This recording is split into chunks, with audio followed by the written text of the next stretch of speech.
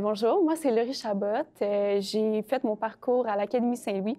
Je suis rendue à l'université, là, fait que ça fait quand même un petit bout, mais j'ai vraiment apprécié cette école-là. Puis pour ce qui est de mon parcours au soccer, j'ai retenu beaucoup de choses, là, notamment de sortir de ma zone de confort.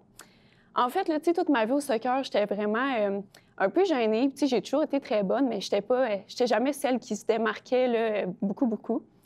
Fait que je pense qu'au secondaire, ça m'a vraiment appris là, à sortir de ma zone de confort. Puis en secondaire 1, 2, début 3, ça m'a jamais vraiment dérangé d'être, tu sais, un peu celle-là qui était juste bonne. Mais à un moment donné, je me suis fait couper du D1. Mais en fait, j'ai pas été pris, tandis que je voulais quand même être pris. Puis ça m'avait quand même fait quelque chose. Puis je me suis dit, crème, pourquoi j'ai pas été pris dans le D1?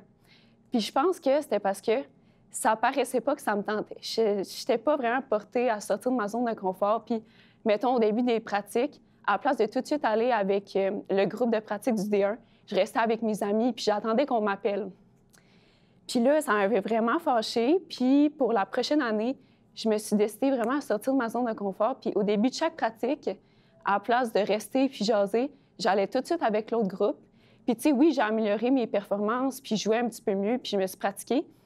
Mais surtout, là, j'ai pris le moment pour aller voir le coach, puis je lui ai dit, là, peut-être que ça paraissait pas, mais là, ça me tente de jouer avec le D1.